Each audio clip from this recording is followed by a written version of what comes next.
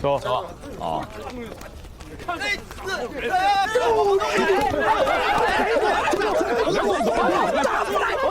他爷的嘴那个狗叫吃啊！如果大团还没在嘛，有默契肯定给你出来。你想把盗墓的地方认了再说。走走走，先让我把盗墓的地方认了。走走。没有啊！来，让。来，走。走。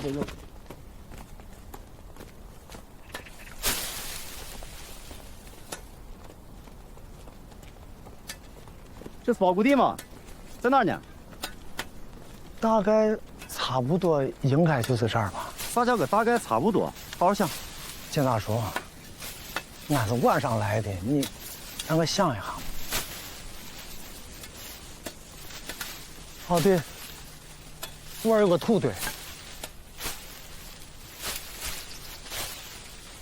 就是这儿，倒是跟买黑沙的地方不远。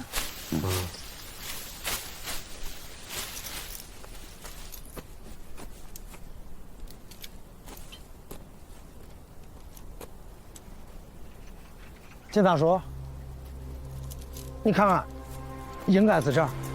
对，应该绝对吧？你看一下嘛。瞧，来嘞。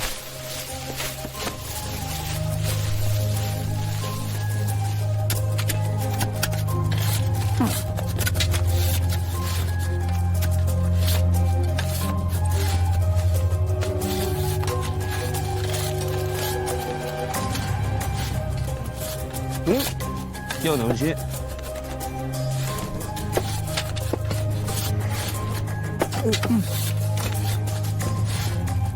有的，这样，木头这儿，小心。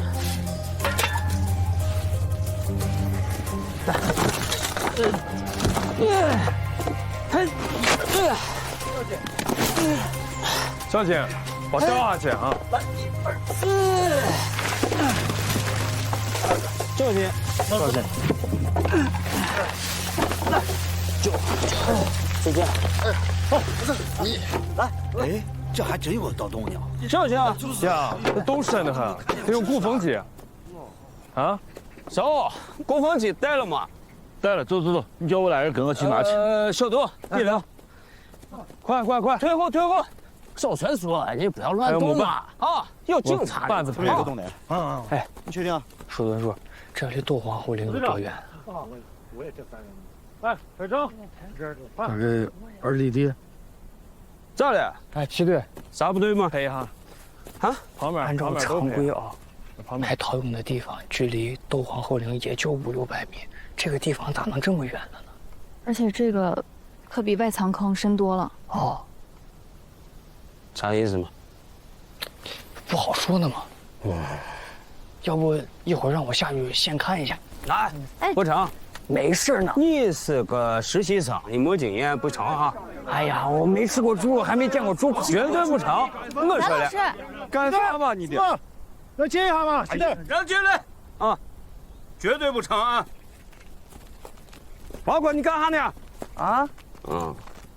哎，辛苦了。哎，教授，哎，齐队啊，盗洞呢？刚刚指认了。来了啊，张所辛苦啊，齐队，辛苦了。谁让你来的？啊，蒋教授，哎，来，哎，就是这。哦，哎，注意啊，注意！这孙钱的，这下面啥情况都不知道，你就干啥呢？您别说的，方坤是我叫来的。这几天哈，幸亏他在原上，哎，帮我找到了重要线索，要不然我没头苍蝇了。您是名师出高徒，对着你。这儿没你的事儿，回去先检查去。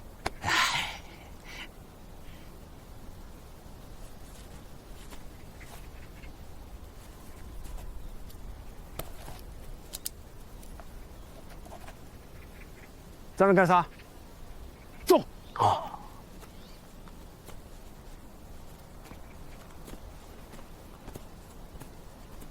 王太平，这挖的时候多深？这也没有办法算，反正深得很。齐队，这个洞太深了，让消防队来协助一下。小心点。小心点，慢点，继续。赵先生，慢点啊！好，继续，再放。好，继续。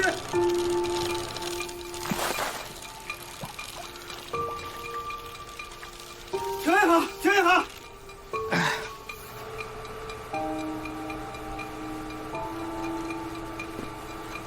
转个上去。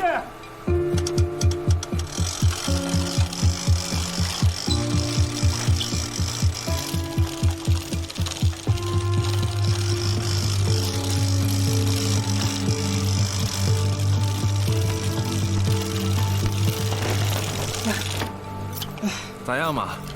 哎呀，墓道里头全进水了。进水了，地下水渗上了。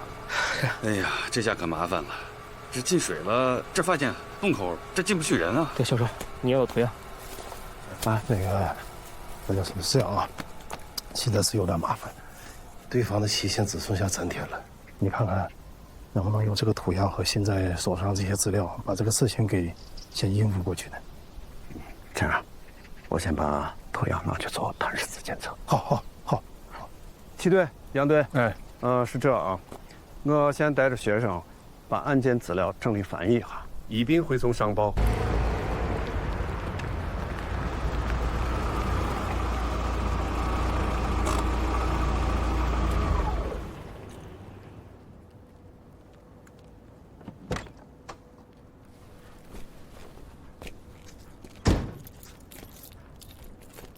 孟哥，大头，咋了？有事吗？分哥心里有点事。看货。去了就知道了。行，上车吧。啊，开我车，完了把你送回来。坐你车啊？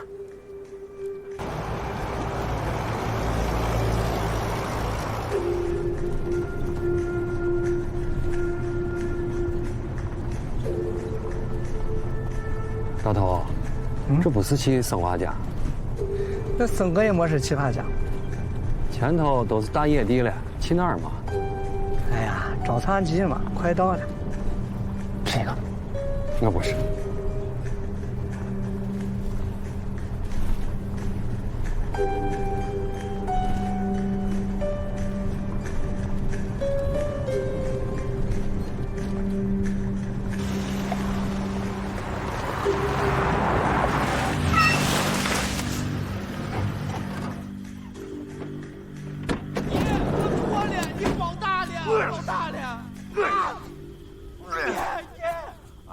谁扣我的扣？我错了，爷，我错了，爷不给你来钱吃的，你真当你能赢过爷？我没有，我错了。哪只手偷了我的扣？姐夫，你来了。这是小五吧？没想到吧？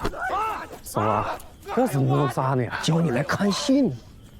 想要你这两只贼爪子也不是没有办法。哪个带着你偷的糠，你把他交代给爷，爷就把你放了去剁他的。不管咋想，爷必须要收两只贼爪子，不是你的，都是他的。干活，赶紧！我这约着打牌呢。干嘛？大头，爷，我错了，师哥，我错了。我还有娃呢，我错了，让我一条命吧。来，赶紧！我还有娃呢。来，我走。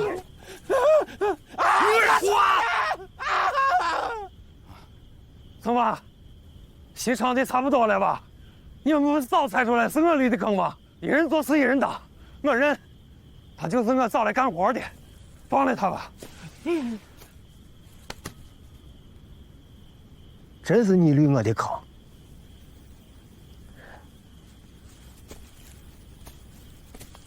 人前先低3分头，永远一副窝囊相。你弄了半天全是装下的呀！好，我的姐夫呀，这么多年我给你寻了多少活，让你挣了多少外快，你吃的喝的哪一个不是我给的？连你开的我车都是我的。再没有我，你就是个无业游民。咱做人不能没有良心吧？你再说俺姐，远近闻名的厂花，在俺屋吃香的喝辣的，也不知道咋就着了你的道了，非要跟上你吃糠咽菜呢，好好个娃弄得跟个病秧子一样。哎，俺老刘家早就欠你的了嘛，让你还在背后捅我的刀子呢。真是你个老哈怂啊！前阵子装模作样的帮俺们几个求情，你差点叫爷给你当了替死鬼了。刘书生，事情我干下来，要杀要剐随你便，痛快些，别废话。郝寿，给咱说下规矩。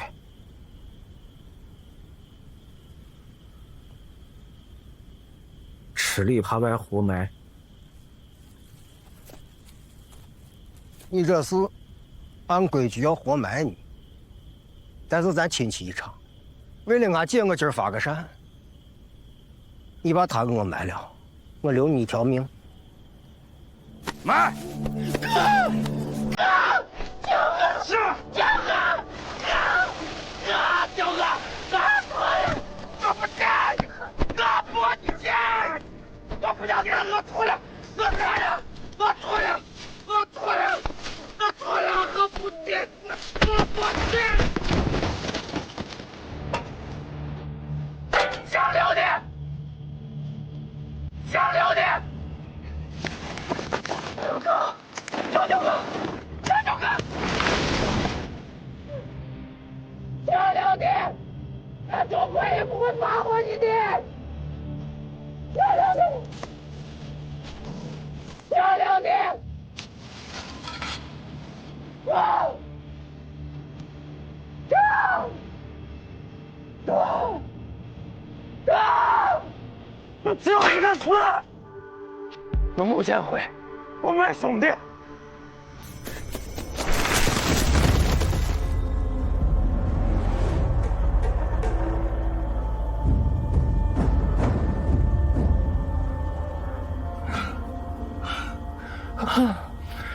你咋也下来了？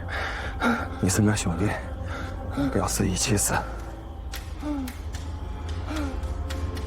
来了。漂亮的，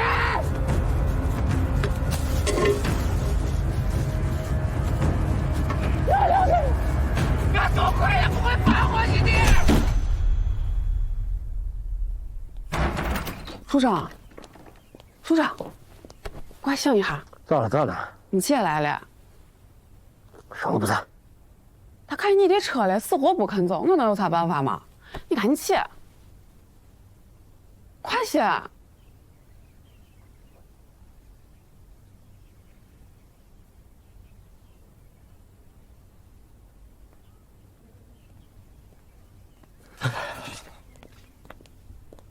这么早跑过来？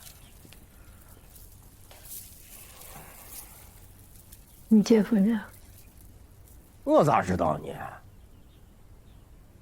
他昨天晚上一晚上都没回来，手机到现在也打不通。我都知道男人不回家，要么就是自己跑了，要么都是跟别人跑了。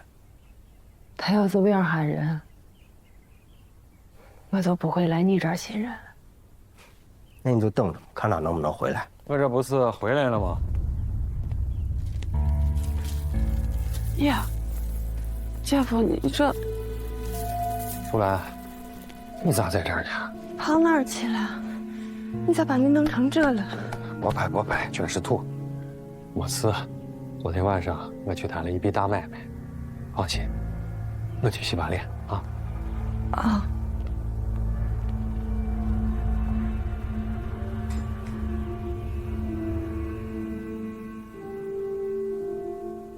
小花，我再见，上去待会儿。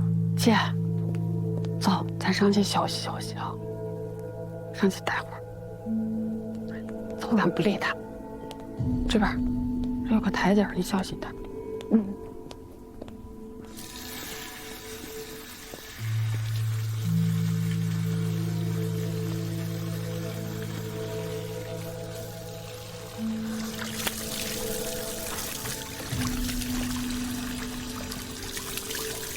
田小五去哪儿了？他爱上哪儿上哪儿，跟我有啥关系？付小丽，你不要这态度。女男人犯事，你知情不报是包庇罪。我跟他都要离婚了，我脑子有水，我包庇他。我人死了活了跟我都没关系。进。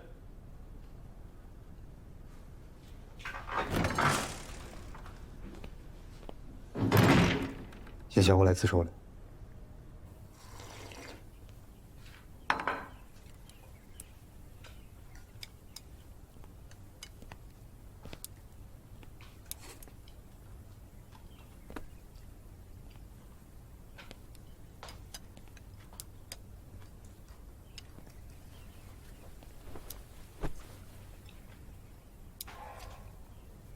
咋出来的？你的人叫的。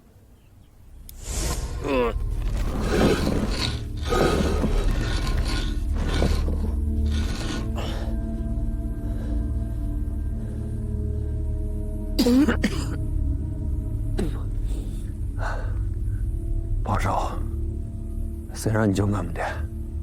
我自己想救的。为啥？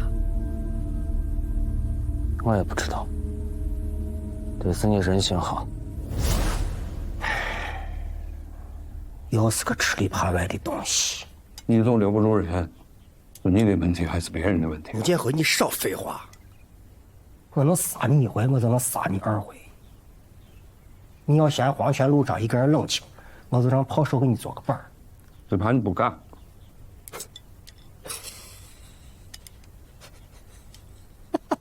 你要是知道严小武现在在哪儿，还笑得出来吧？咋？我还给他烧个纸哭2声。他气死手了。我把你这些年干的事全给他说了，只要你动手，他就会全抖了给警察。今年正月初9，你人在哪儿？我跟王太平去了白鹿原，先是看了会社火，等天黑以后，我们就去隐村地头绿坑去了。绿的谁的坑？不认得。不认得？啊，不认得，你咋知道他们在哪儿盗墓呢？我在黑市上听说的。他们几个人？看清楚吗？4、5个吧，天太黑了，看不清。说说墓室里边啥样子？墓里边大得很，也没啥，就是些黑陶俑嘛。多少件？200多个。那拿到这个黑陶俑以后呢？我卖给了华南王100个，他给了我1万块钱。你卖给华南王100个，才拿了1万块钱？咋了？我让他给坑了。你想啥？你在玩？你不好好反省，想着自己赔了还是咋了？是，你说对，我错了。你是直接卖给他的？啊，那你咋认得他的？我不认得他，我是在黑市上放话说起了一批货，他就主动信我了。华南王对吧？对。姓名、电话、住址知道不？我不知道，他信的我，也不是我信的他。只要你答应我2个条件，严小武连你半根毫毛都不会往下扯。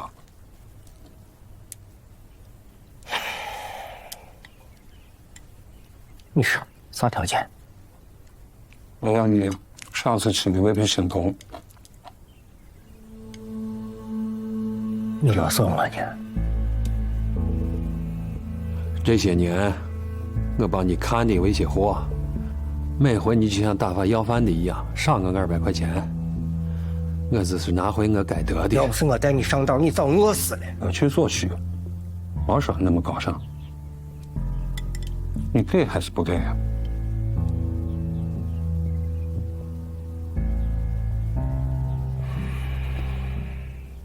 给。第2个条件，我要跑手。我就是个狗。你不签字，我也把我杀了吃肉。你咋知道有人会去到隐村旁的墓？因为我不会砸坑，我只能滤坑，所以就只能靠笨办法，多打听，多走动，看运气，碰上哪个是哪个，碰不上就和西北风。那几天就正好碰上这个坑了。我正好碰上，还正好事呢。一般靠运气，一般也是苦功夫。再说我寻了1、2年，才碰见这一个。警察同志，我是初犯，才挣了1万块钱，我都自首了，能不能给那个宽大处理？严小武，从宽的前提是坦白，坦白交代。你交代半天等于没交代，坑咋来的？你没说错，华南王你没说错。我说的都是实话，那个咋没说实话了？我都自首了，我到底还骗你吗？还有啥同伙？没有了，就是王太平嘛。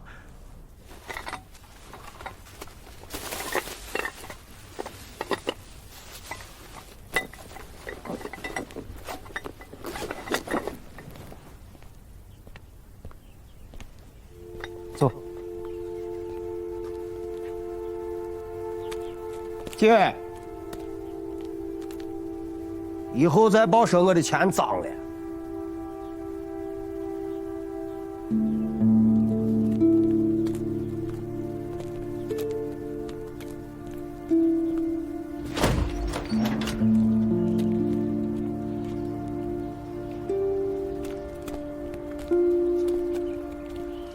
走中间。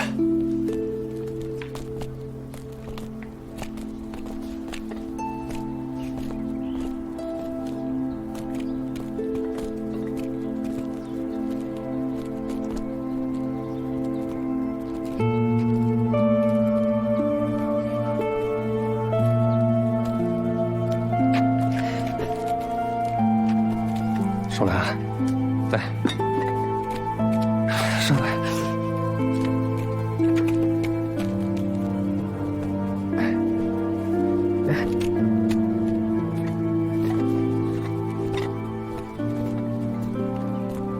都怪我。别说光话，过几天咱就买房去，朝阳的。你身上这伤个头咋回事嘛？哦，这伤是因为王太平被抓了以后，我这心里毛得很，家又不敢回，东躲西藏的，还在南山猫了1个晚上，天黑看不见道，摔了个跟头，就弄成这副模样了。你是一部分货给华南王了，其他的黑桃有呢？我藏在了郊外的一个村子。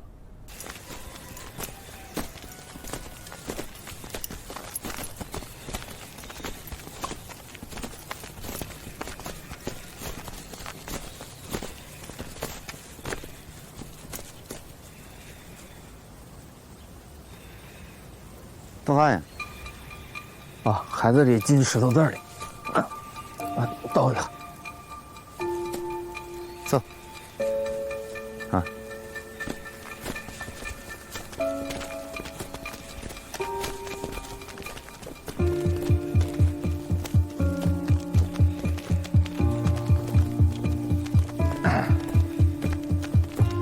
大人。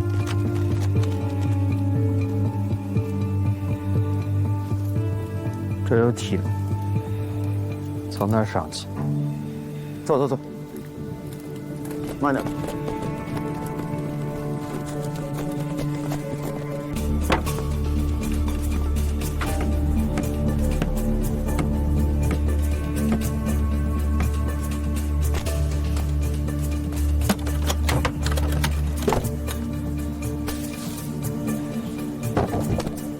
齐队，请进来。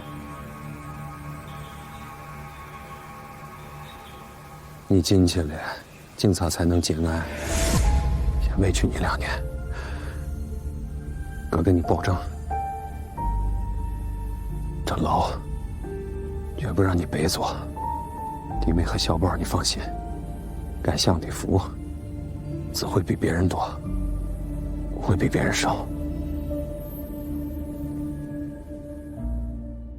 赵局，不容易啊！恭喜恭喜，总算赶在期限之前结案了。是啊，万幸，要不是那嫌疑人自己自首了，那后边的事儿麻烦可就大了。看来你们破案跟我们考古一样，除了高度专业，还需要有一些运气在身上。对着呢。哦，对了，文物部门那翻译工作进行到哪儿了？哦，这个展教授是加班加点的干着呢，应该是能如期交付的。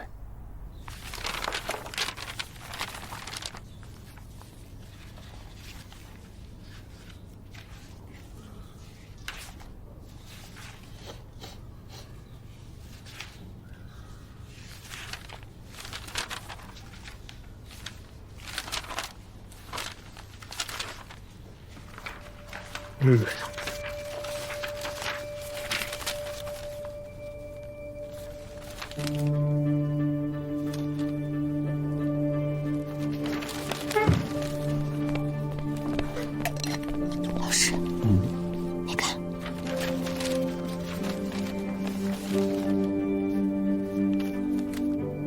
还有股香味儿，比檀香味儿淡点儿，吸鼻子才能闻见。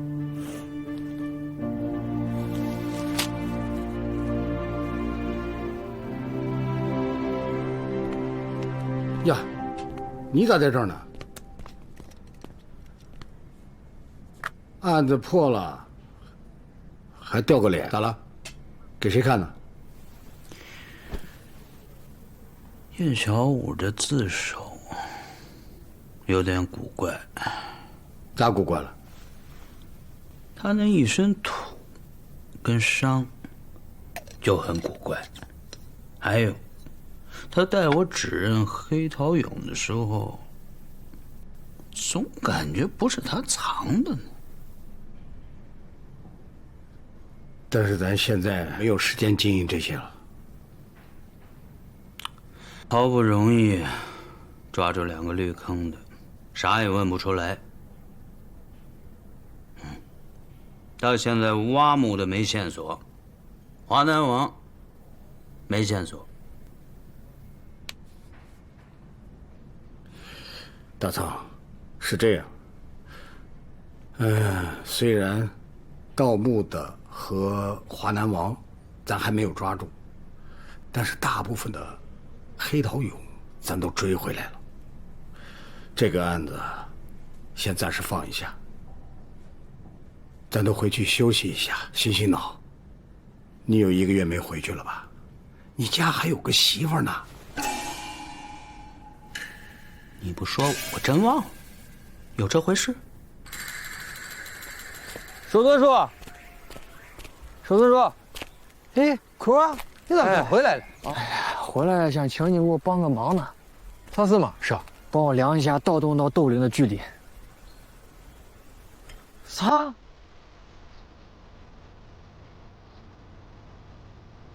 坤儿，这就是窦陵的中间，咱这次就量到这儿。对。那你倒是算明白了没有吧？量了多少？你说的对着呢，快2里地。哎，你看我平常这寻找这嘴里还是有分寸着呢啊。哎，你量这盗洞到这距离干啥呢嘛？守村叔是这样啊，这皇陵就像是一碗臊子面，这主陵呢就像是面。在主陵旁边会有很多外藏坑，外藏坑里边都是一些陪葬品嘛。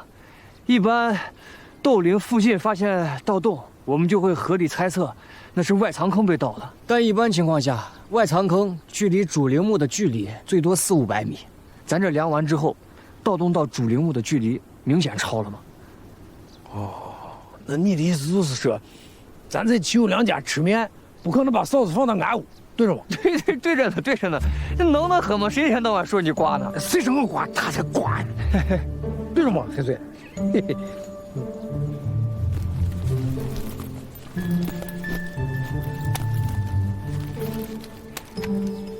还有这，记录一下。哎呀，你这包里玩火还多。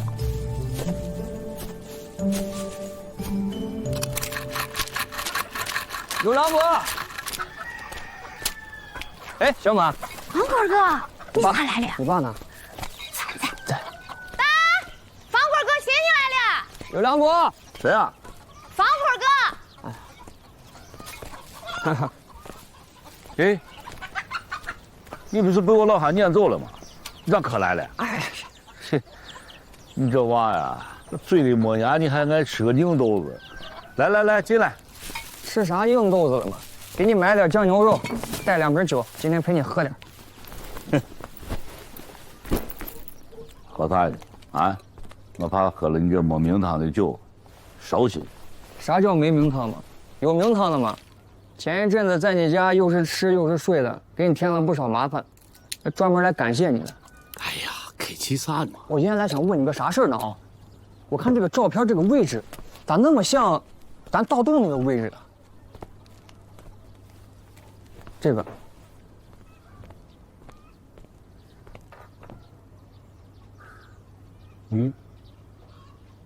真有点像。哎，这张片子几十年前县里来了个干部，说要是拍些片子弄个县志啥的。我说我正好跟俺爷在地里干活的，他说拍，我说拍。这张片子我跟你说，50多年了吧。这么一细看吧，又不太像。你看这后边这个坡，现在盗洞那都没有的嘛？咋没有坡？我风水囧嘛，我记得清清楚楚，我都上100年了。哦，哎呀，还真是啊。那这个坡为啥就给平了呢？我说我地里头坑坑洼洼的，种不了梅子，俺都到处借土去，连黄陵都借了。哦，我坡坡肯定都是借平了嘛。你能确定吗？哎呀，我19岁，我也都记得大概，我村里老人肯定记得。这个防水囧那一块啊，我记着原来就是有个坡啊，后来填地的时候给平了。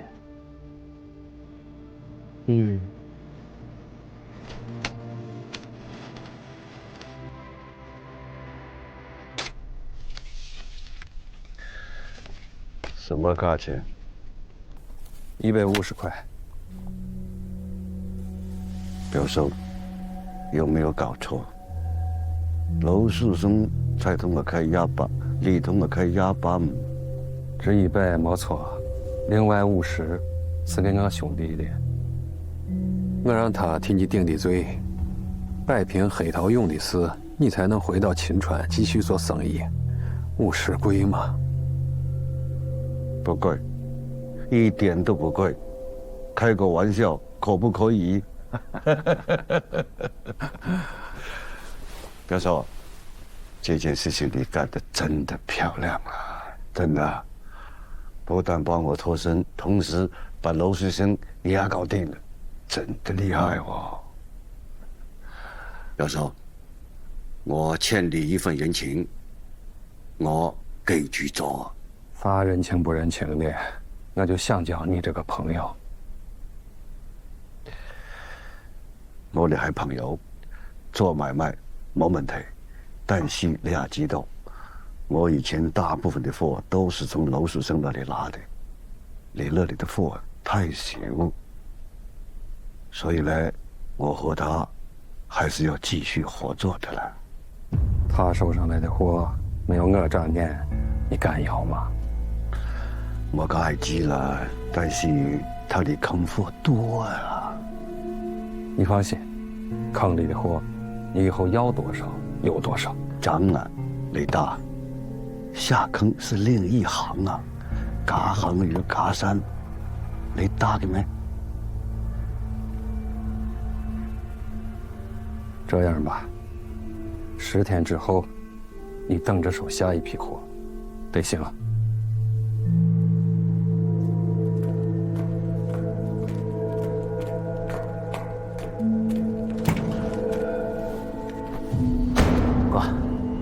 这些天刘书生，我找过你麻烦吧？没有，还算守信用。来，给。是啥？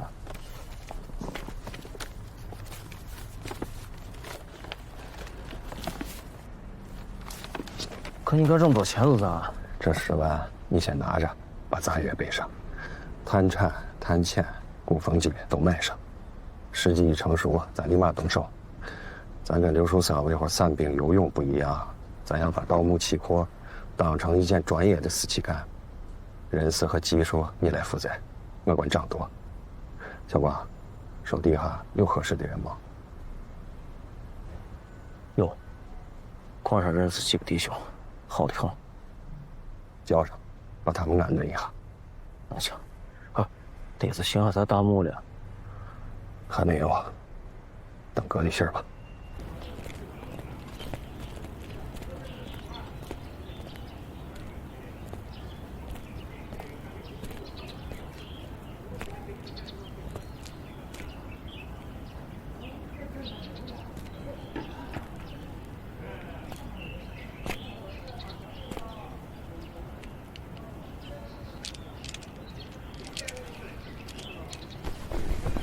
15块钱一本，随便拿，别的包肚。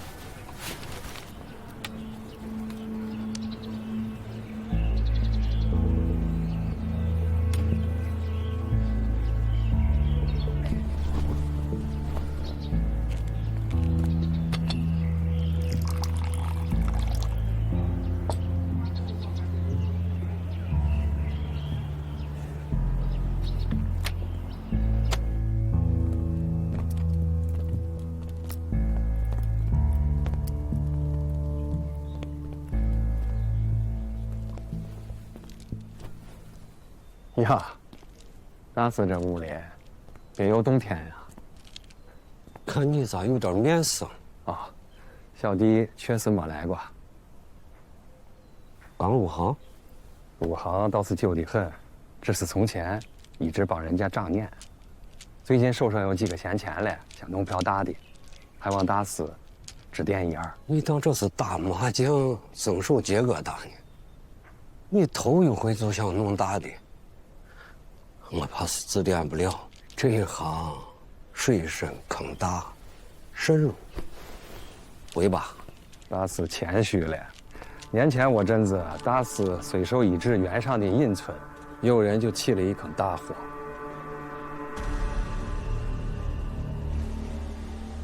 这事你咋知道？大师别紧张，我对大师慕名已久，要不是手里不宽裕，早就想来拜会了。听说唐代风水大师袁天罡的墓，就是你先人倒下的，可见大师家学深厚啊。你也别给我带二尺五。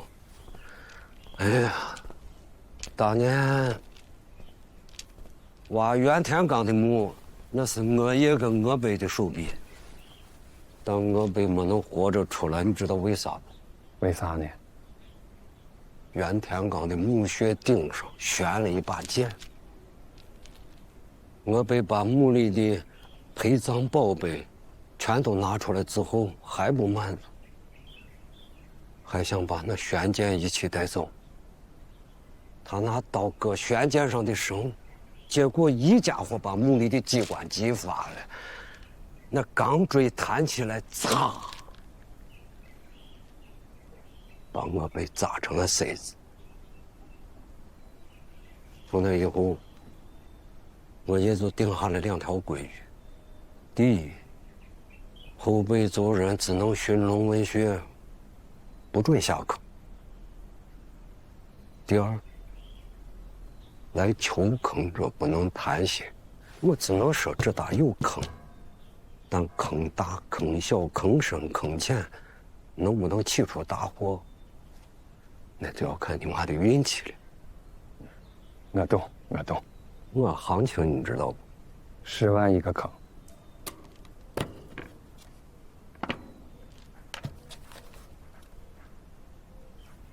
关三大师，这3个坑，我全要了。贪心不足蛇吞钱象。我带了，30万，就在车上。小伙，你这头一把赌的有点大。我赌我的运气，也赌你的本事。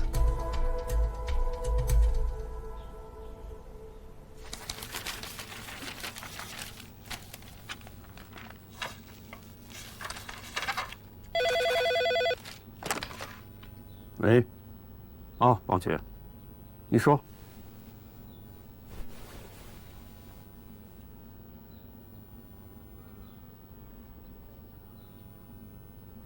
好，好，我知道了。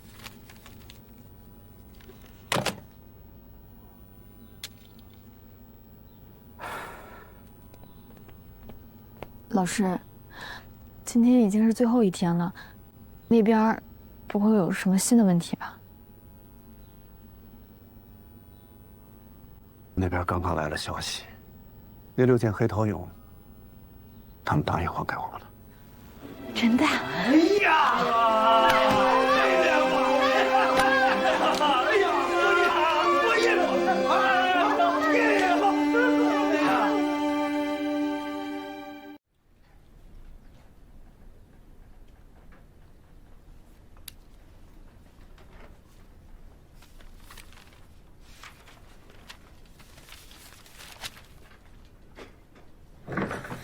伙计，过来了啊！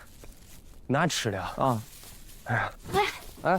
哎，过来了，陆老师。哎，你这东西啥呀？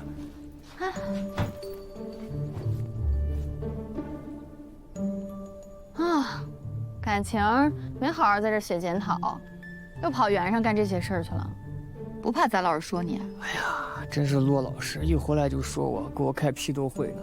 我啥都不干，他都说我呢。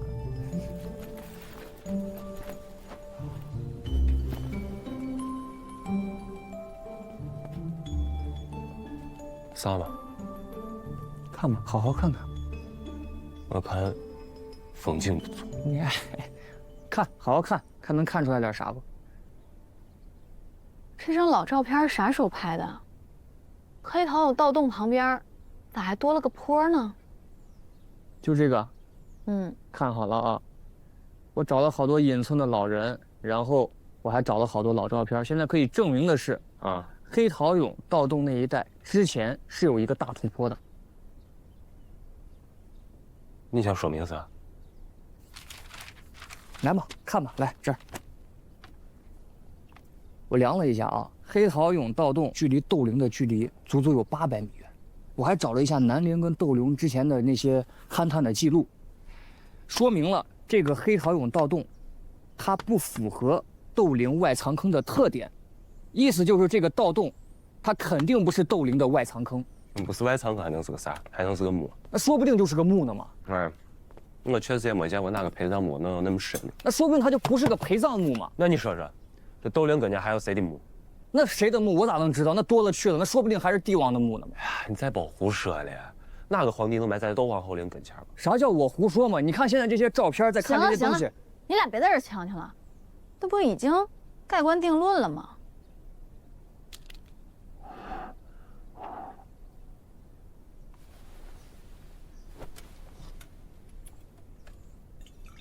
你俩对这黑桃蛹盗洞咋一点不好奇呢？谁说不好奇？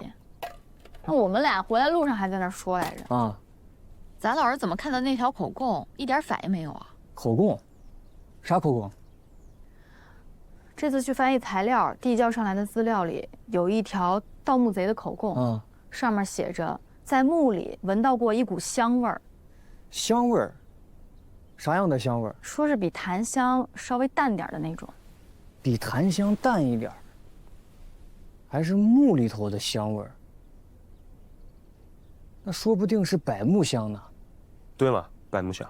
我们看到材料的时候也是这么想的，黄肠蹄凑是由去皮的黄心柏木堆叠成，也就是说，如果出现了柏木香，那很可能是黄肠蹄凑。但是那是盗墓贼随口一句话，也无凭无据的，不能胡乱猜嘛。问题是啥？这个黄肠蹄凑是帝王一级使用的椁石。这窦陵附近陪葬墓用黄肠蹄凑作为棺椁的，只有一个级别，而且有20-30米深。那到底是谁葬在这儿，会有这么高的规格？要不是有明确的文献记载，汉太宗子陵在凤凰山，我都忍不住要猜，这就是子陵的。瞎说！《史记》里记载子陵山川因其故，山川呢？我老照片上，我盗洞旁边不是有土坡吗？我土坡就是山川吗？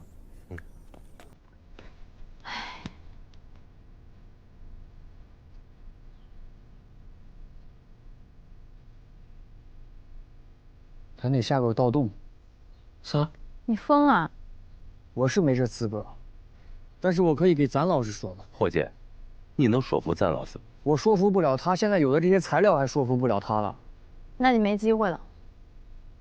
啥意思？我听说市文物局已经跟区政府打过招呼了，马上就要回填盗洞了。哎，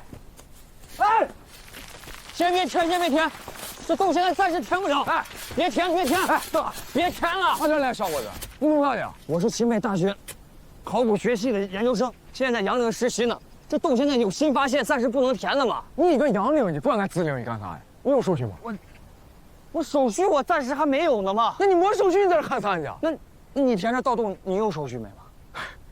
我就是政府的人，这盗洞就是文物局让填的。那你就算有手续，你先暂停一下嘛。我们有新的发现，你试试。我们有申请之后，我再跟你说，行不行？马上就申请。不是你这小子娃，吹糖人的出身子啊，口气大的很。你是个领导啊，我听你的。这盗洞要是没填，哎，万一再被盗了，你负责任。行了，你赶紧起开，这人多攻击咱小人在伤着你。好，来动！我说不能填，哎，就是不能填。我都告诉你了，别动！跟你说这个事，别动！给咱老师打电话。啊，哦，我来。行，你试试，我先给我们老师打个电话，行不行？我们先申请一下，等老师批准之后再说，行不行嘛？哎，我自家的地，你凭啥不让填呢？这不填我咋种地呢？就是填，这里面现在有很多新手，这可以这么填呀？不管填，别填不了了，别填了，别动了，别了，人进来，哎呀，快点！你们方面怎么直接工作？不是说不让你们填，你们先等一下吗？大把手！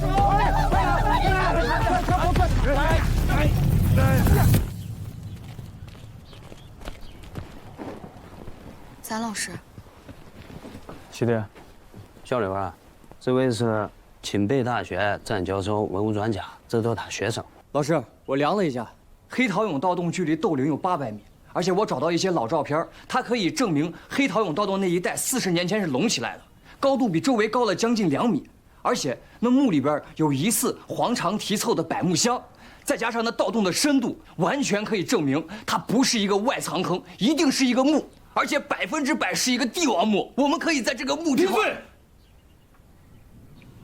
说呢，怎么连个人影找不着？闹了半天，跑到原上当古惑仔来了，你行的啊！出啥事了吗？有一个已经认了，算是君君子嗣。哪个人？咋处理？这回差点弄出人命了，不管咋说都得关几天。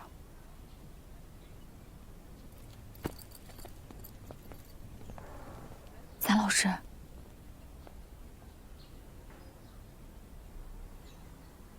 行，期待。教授，没多大事情啊，你这个担保就带回去得了。哎，是这，我只担保这2个学生，旁人跟我无关。走。不，老师，那个三老师，他知道错了。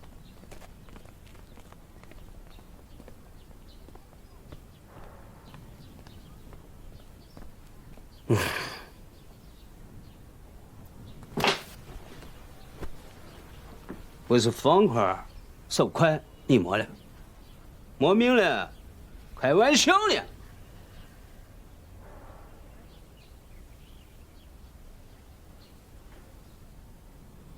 你咱力多一点，咱担待就多一点，成不？成，你七队都发话了，都也是为了工作，我尽量理解。好，那你先走，我再教育下他。我送你不？不用了，我理解，做2步知道的。啊，你好好教育他。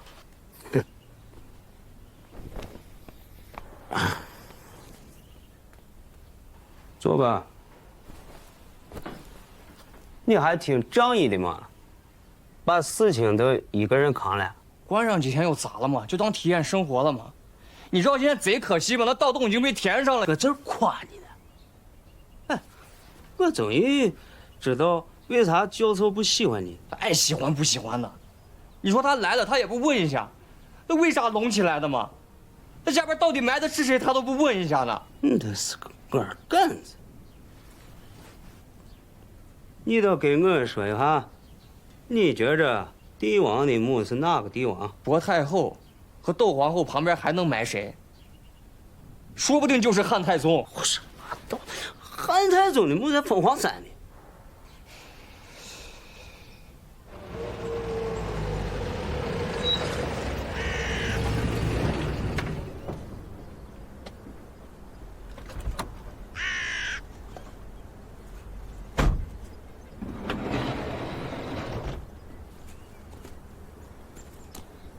哎呀，啥事嘛？刚才那事麻烦你了。你看哈，10万一个坑，这就是我花20万出的货。啊，这是俩坑的，赌坑嘛，玩的就是个赌，输赢看运气。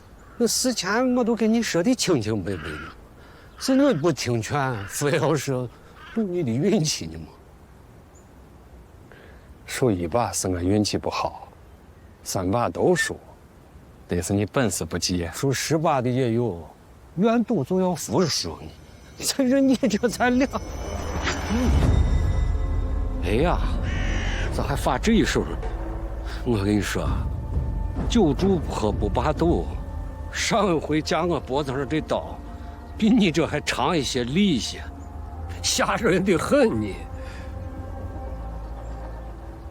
小光，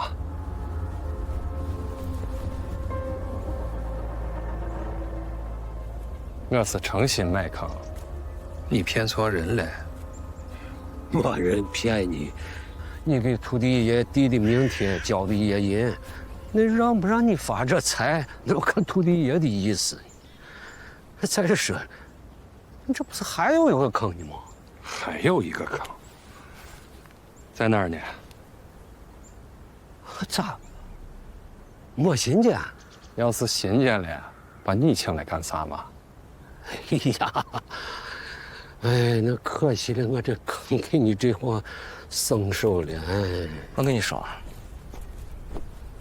这第3个坑要是再啥都没有，玉皇大帝都救不了你。龙来10里，气高1丈。龙来100里，气高10丈。凡有真龙或真穴，必有超源水火炬。山水水曲报万瓦，有血分明在此间。沙环水抱，草木长茂，层峰聚气，阴阳冲和，倒像是个有学之地。哎呀呀呀！你都是个懂行的嘛，就该知道我没日嘛，你咋还不敢班门弄斧嘛？大师，听说你们看学也跟中医一样，讲究个望闻问切，具体是咋个望闻问切法呢？这望就是看风水观草木，就像这样的风水宝地，没嘛的，肯定有大墓。观草木呢？哎。那古墓底下的土都是夯土，庄稼一般都长不好，看草色就能看出来。还真是，这文，那学问就大了。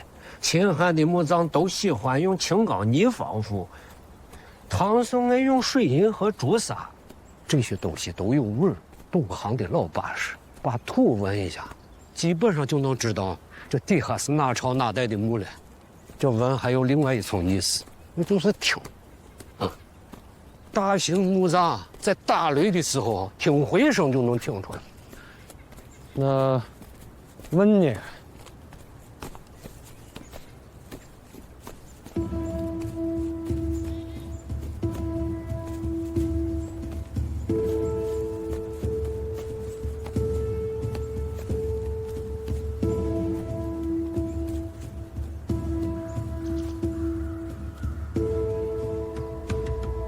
就是这儿。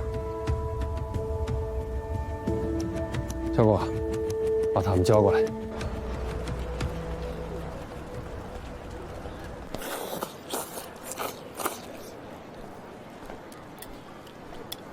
胃口挺好啊。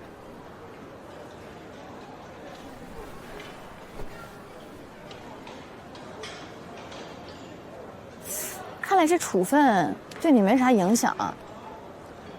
不就是留校察看吗？又不是开除，能有啥影响？那这回你总该好好写检讨了吧？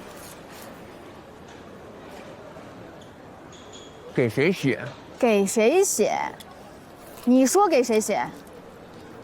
他都说没我这学生了，我给他写哪门子检讨呢？有这时间，我不是给哪个漂亮同学写个情书啥的吗？哼！哦，对了，我最近得忙着学部新老师呢。呀，那你最近可真是太忙了，我就不打扰你了。本来想喊你一起去园上呢，看你这么忙，我只能在园上祝你早日觅得良师了。哎，罗青，你们去园上干啥？你管呢？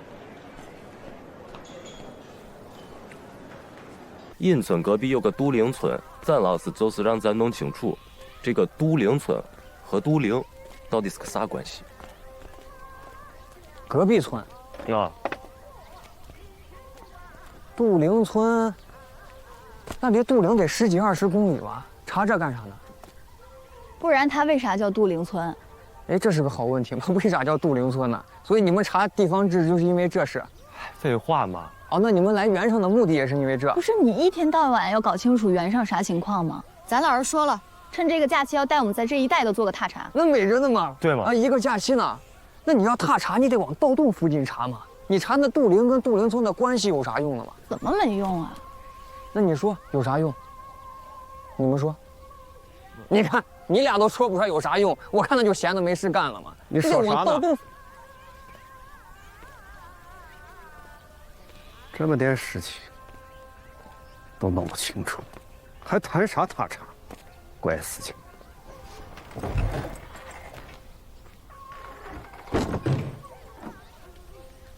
！3个鼻孔眼就堵住你这口气儿，就不能乖乖听一次话吗？考古是历史科学的一部分，都得到当地先搜集资料，才能具体计划路线。最基本的都给忘了，怎么书读狗肚子里去了？是查那个杜陵跟杜陵村的关系是吧？啊。1天之内，肯定给你们查明白了。你多指吧？还1天？你咋直的很啊？给你能的。嫌我大的很。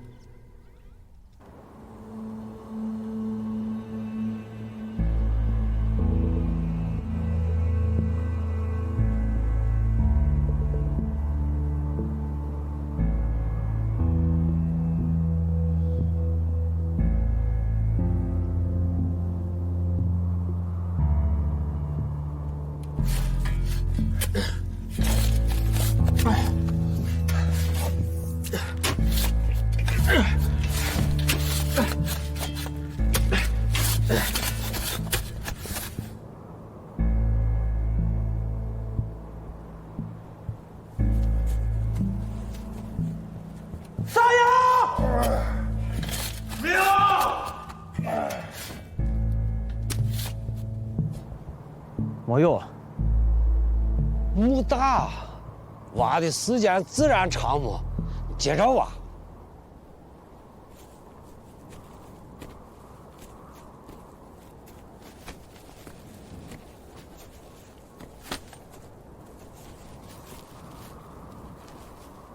做啥呀？做啥？做啥？我告诉你做啥？我现在就跟你说。哎，做啥呀？你想把蛮的？做啥呀嘛？做啥呀嘛？啊？哎呀，你咋耍蛮呢？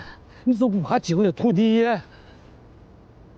我再给你10分钟，哈子要不咱啥都没有，我就把你炸成肉酱给土地爷开回来。我关山大师看的木，我不会出马的。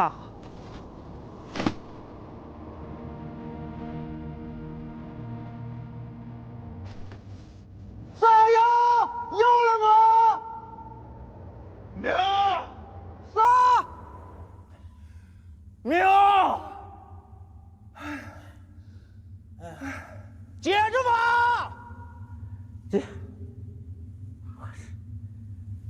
哎呦，我碍事了地呀！哎，来吧，滑吧。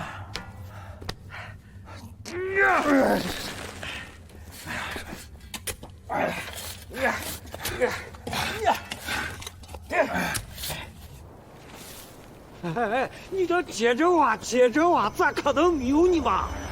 哎呀，这才挖了多大一会儿嘛！哎，咋真的呀？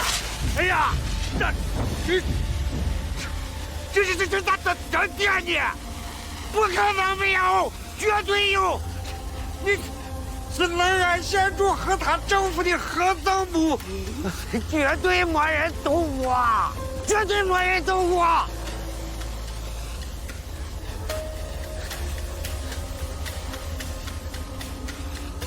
你刚说啥？啥了，俺县主？你拿这假的吓唬瓜女子，爷又不是被哈打的。小光，还真的！啊，回来！哎呀，我说去，哎。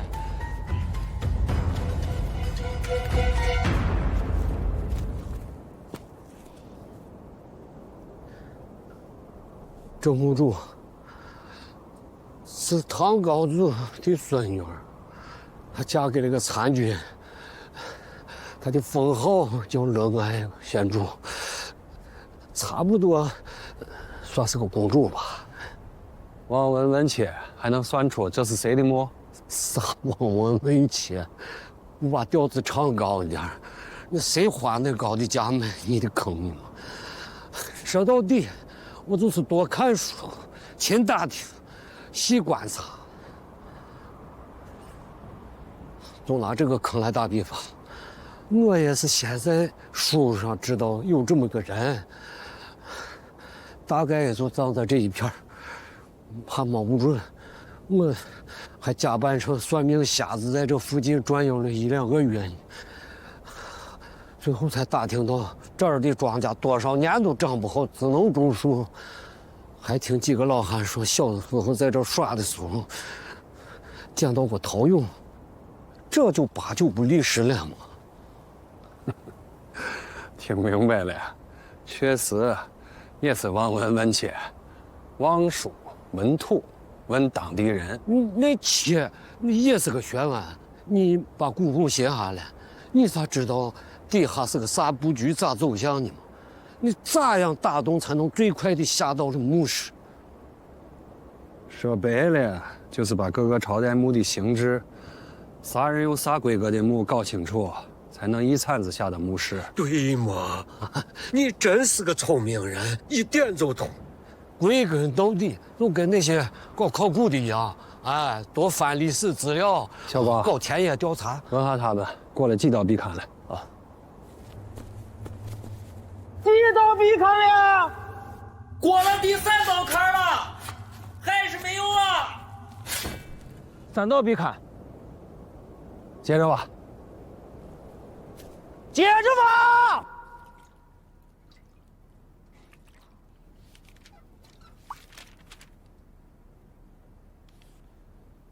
对啊，我寻见了，有一首诗，《卖花谣》，作者是这个刘延嗣，听过吗？我给读一下啊。这个都灵村人不填塞，入故京西复原壁，美至南山草木春，吉祥侯家去金碧，有颜名花春景树，临夫宜德将何处？终于找到一个记载这个都灵村的诗了，这写的得是都灵村。那得是杜陵村的那个地图。你打开看一下，看一下那个杜陵村南边有没有那个山，什么河流、悬崖峭壁啥的，你看一下。那说的会不会是鲤鱼沟啊？鲤鱼沟，看看。鲤鱼沟南边有没？哎，就是就在南边。呀，知道的还多得很嘛。那咱下一步查一下刘岩史去没去过杜陵村吗？这的都是地方志嘛，没见过一个刘岩寺的书嘛。啊，而且这个店儿里，咱去那儿找嘛。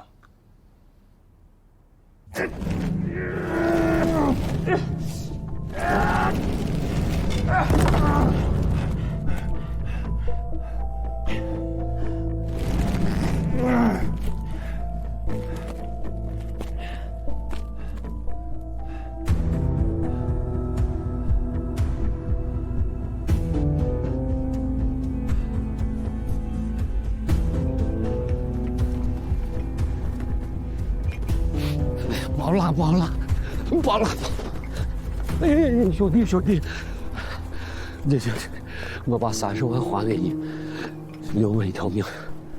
我这个卖坑的钱不用还，啊，我就当是买个养老保险。我说了，不用还嘛。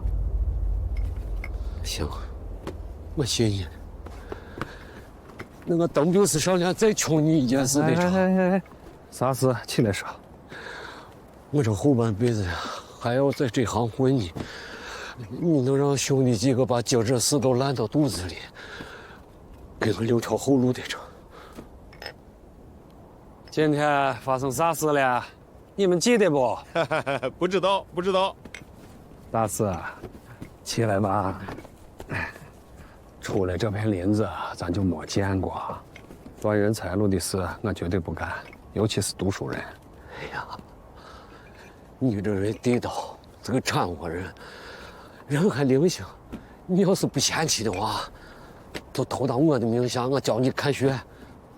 该学的我都学会了。你要是真想教我，就送我几本书吧。那妈的嘛，我把书摊给你都成。前2天，你们刚把村委会翻了一遍，咋个又来了？粪堆里长不出灵芝草。村委会也不是图书馆，你要这些做啥呢？我们在做一项很重要的课题，就是跟杜陵村有关的。俺这个村呢，一嗓子就能从东头喊到西头，小村子，有啥好研究的吗？哎呀，伯，你是有所不知啊，咱这个村子虽然小，但是来头可不小。咱不是叫杜陵村吗？这杜陵啊，就是汉宣帝的墓。但是从地图上看，这个咱村子挨的是汉太宗我老婆窦皇后陵，离我杜陵差着20多公里呢。咱要能搞明白这中间的联系啊，没准就能改写历史。所以我们的课题就是要弄明白，这个杜陵跟杜陵村到底是个啥关系？杜陵村和杜陵能有啥关系啊？屁关系都没有。你娃刚有一句对着呢，咱这个村挨着窦皇后陵。其实啊，以前就叫窦陵村，俺这儿啊有字不清，都不分。你听我说，豆腐李白，人家还以为是豆腐李白呢，叫着叫着，不知道啥时候就叫杜陵村了。杜。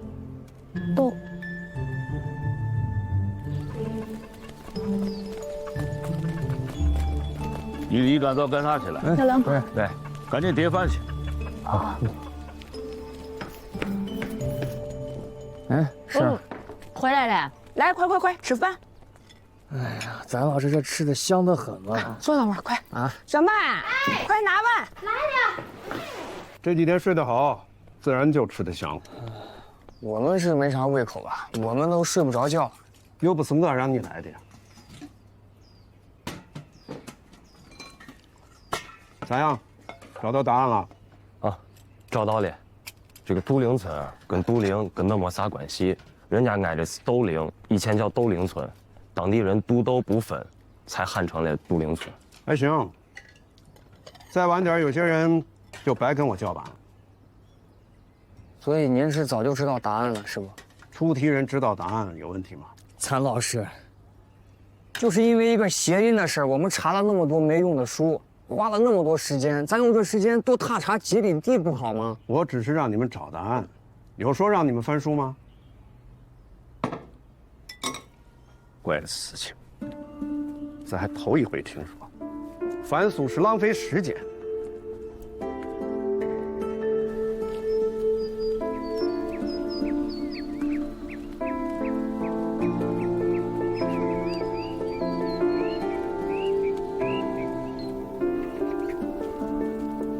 老师，咱在这儿做啥的嘛？这离黑桃涌道东那么远呢。这是不是就是您30年前发掘过的地方啊？对着呢。听说你们当年在博太后陵园西边发现了20座陪葬坑，出土的陪葬品里有很多动物骨骼，其中还有犀牛骨和大熊猫骨呢。啊，咱这晴川地界有熊猫不稀奇啊，咋还能有犀牛呢？我记得刘庆柱和李玉芳先生的《西汉11陵》里边有提到过，说南陵殉葬的犀牛属于是，那叫个爪哇独角犀，应该是当年越南的统治者进献给汉朝皇帝的。哦，对对对，听说那是首次发现，把这个犀牛和熊猫作为陪葬品的。对着呢，但是你们肯定不知道，当年就是因为我，差点改写了这段历史，酿成大错。那年我20多岁，跟你们现在差不多，也是头一回参加这种重大项目的发掘，也跟你们一样，意气风发，自信不已。贺师傅，有新发现没？还没有。小赞，来，你看这像个啥？这怕不是个牛骨吧？你赶紧回一趟镇上，打电话回学校，再和地质系的古生物学家杨老师。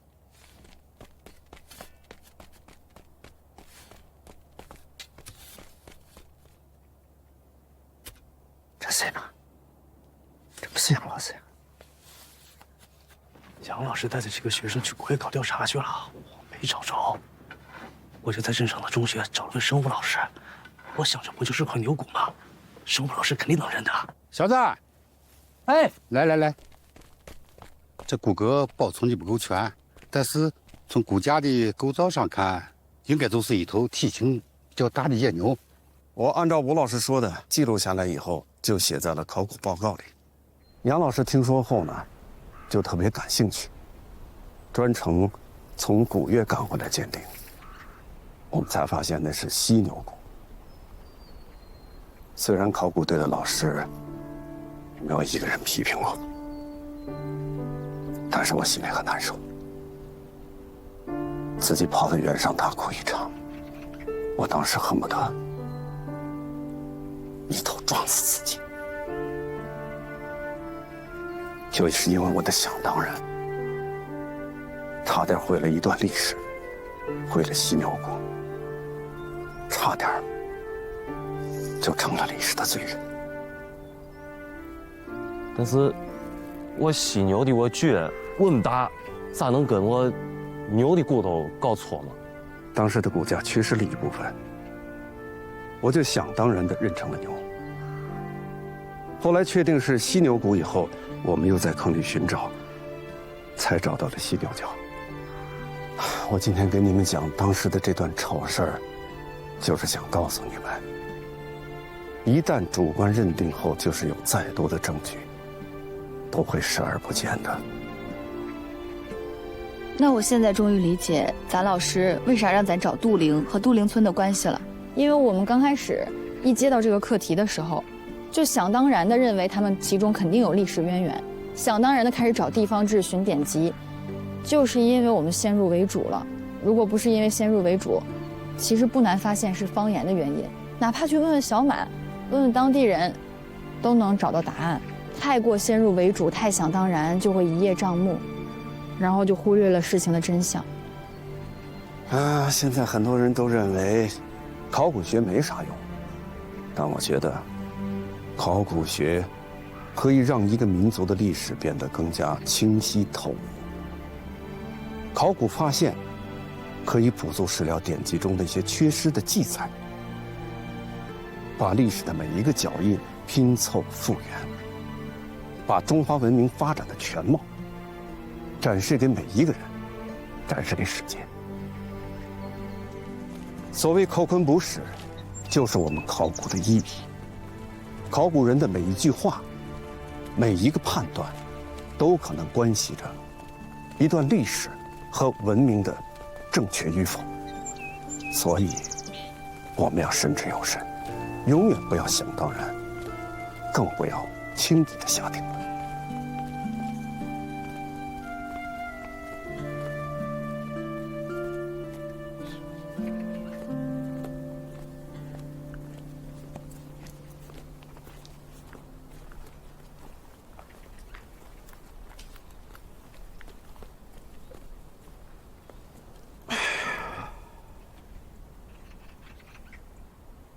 黄坤，你现在再猜猜，这会是谁的墓？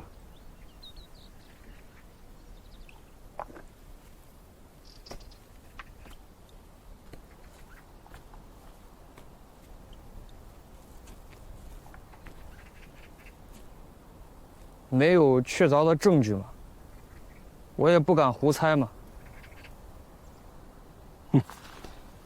行了，我们这趟袁尚没有白来。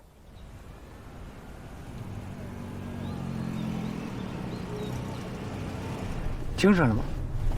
木匠会这松又挖了个大的，你说这松运气咋这么好的？真是人的命天注定，胡思乱想不等用，生气死了。哎，被姓穆的老小子当猴耍，让人家卖了，还给人家收钱，一颗贪污资，还落一顿板子。这木匠会活满了都能爬出来。早知道他当时能爬出来，我用棍子先把气放了再说。也不知道生哥是咋想的，现在和这货要盖一床被子。这到底人家是一家人啊，大断骨头连着筋。咱现在是上面泼水，下面扯脚，两头受整。那咋办呢？那连胖手给人拐走了，咱上山钓不着鱼，入水打不着台，饿死算了。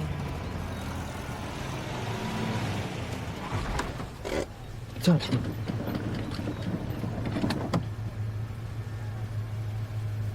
哎哥，那风水冢不是在挖土洞那附近吗？啊。咱要想翻身，还得靠大坑。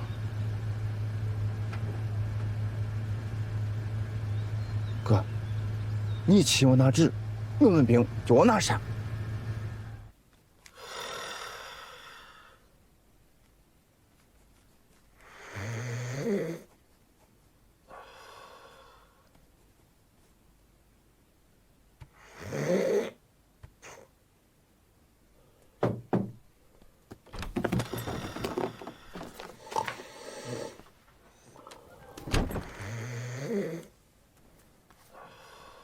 啥事儿？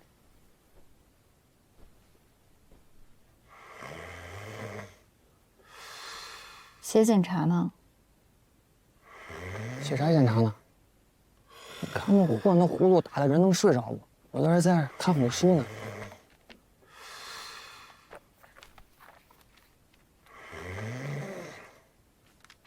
装，接着装。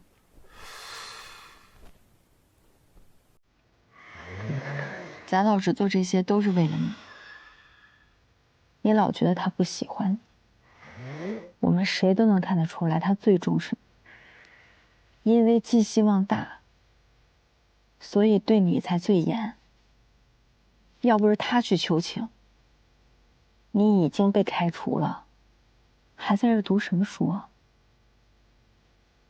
好好想想吧。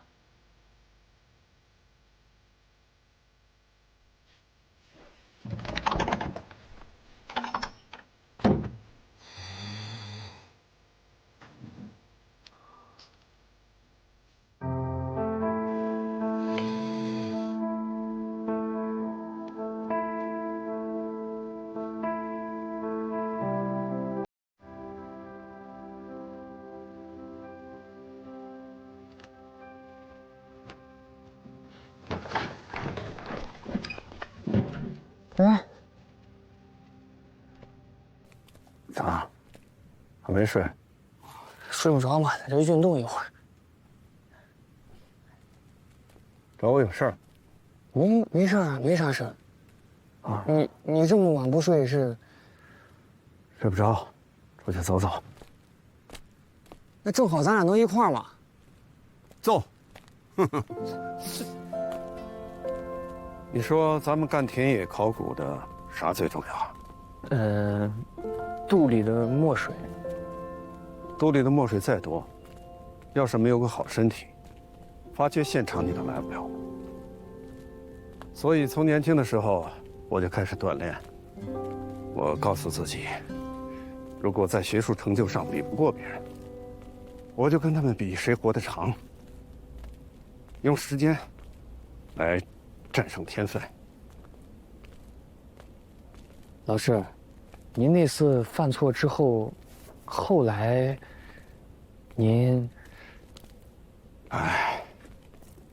那次从原上回去之后，我一直就抬不起头来，心里就像压了个磨盘，好几年都喘不过气。